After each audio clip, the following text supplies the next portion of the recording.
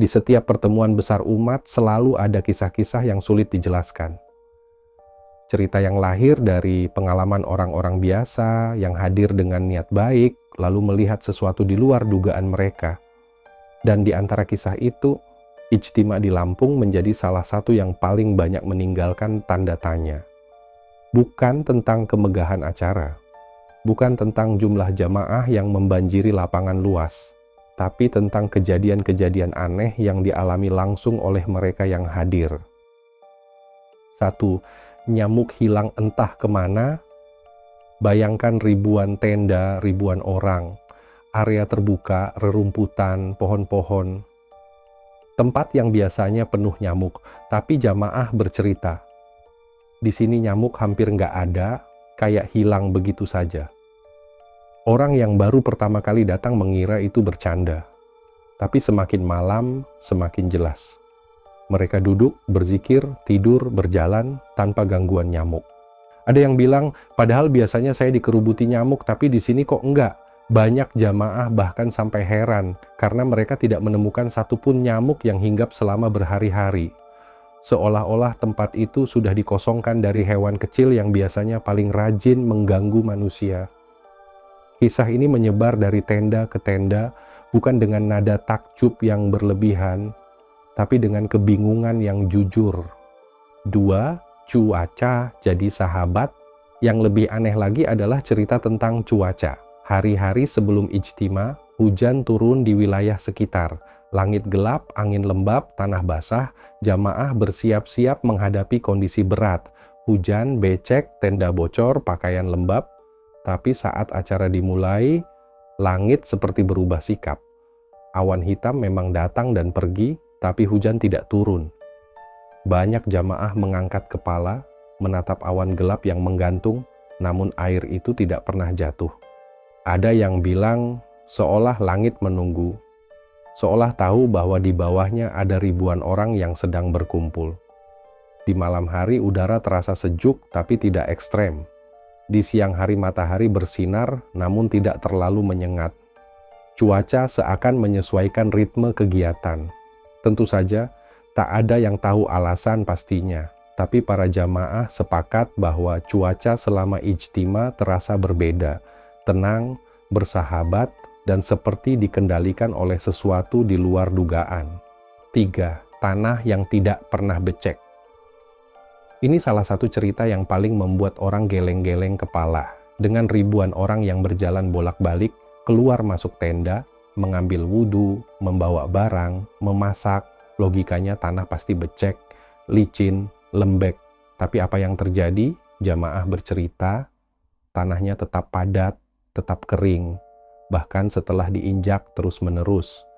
Ada spot-spot yang harusnya berubah menjadi kubangan karena ribuan kaki melintasinya, tapi entah kenapa tanah itu tetap keras, tetap bisa dilewati.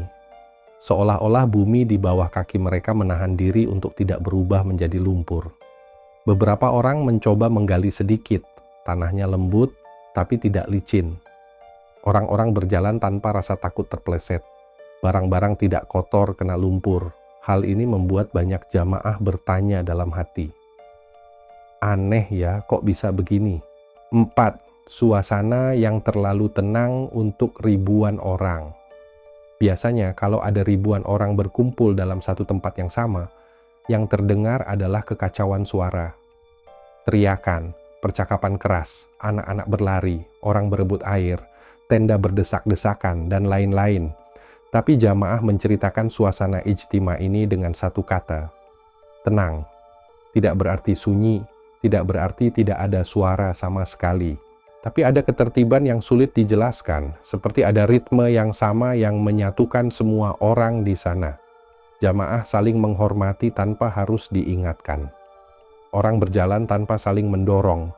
Bahkan pada jam makan, di mana biasanya keramaian memuncak dan suasananya tetap terasa damai, seakan-akan setiap langkah, setiap gerak mengikuti aturan yang tidak tertulis, aturan yang hanya dirasakan oleh hati para jamaah. 5. Makanan selalu ada. Satu lagi cerita yang membuat banyak orang mengangguk pelan dengan rasa heran. Ribuan orang datang, Setiap tenda membawa jamaah masing-masing. Ada yang bawa logistik, ada yang tidak. Namun yang diceritakan para jamaah adalah makanan tidak pernah habis. Mereka masak bersama di tenda, saling berbagi, saling memberi. Ada tenda yang awalnya hanya membawa bahan seadanya, tapi selalu cukup. Ada jamaah yang datang tanpa bekal apapun, tapi selalu ada yang memberinya makan. Ketika piring dibagikan, ketika periuk dibuka, seakan selalu ada ruang untuk tambahan. Ada jamaah yang berkata, "Kami tidak pernah berebut, tidak pernah kelaparan. Makanan selalu ada." Cerita ini bukan tentang kemewahan, tapi tentang betapa anehnya kebersamaan itu bekerja. 6. Malam-malam yang terasa ringan.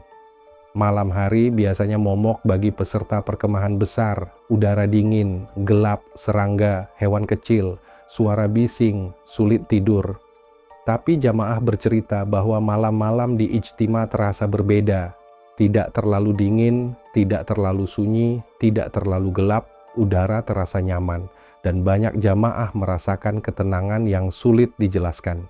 Semua cerita ini bukan untuk membuktikan sesuatu, bukan untuk mengklaim apapun, bukan untuk menyimpulkan makna di balik kejadian-kejadian itu. Ini hanyalah kesaksian orang-orang yang hadir, yang melihat sesuatu yang menurut mereka aneh, yang merasakan sesuatu yang menurut mereka berbeda, yang membawa pulang cerita yang tidak akan pernah mereka lupakan. Ijtima di Lampung bukan sekadar pertemuan besar. Bagi sebagian jamaah, itu adalah pengalaman batin.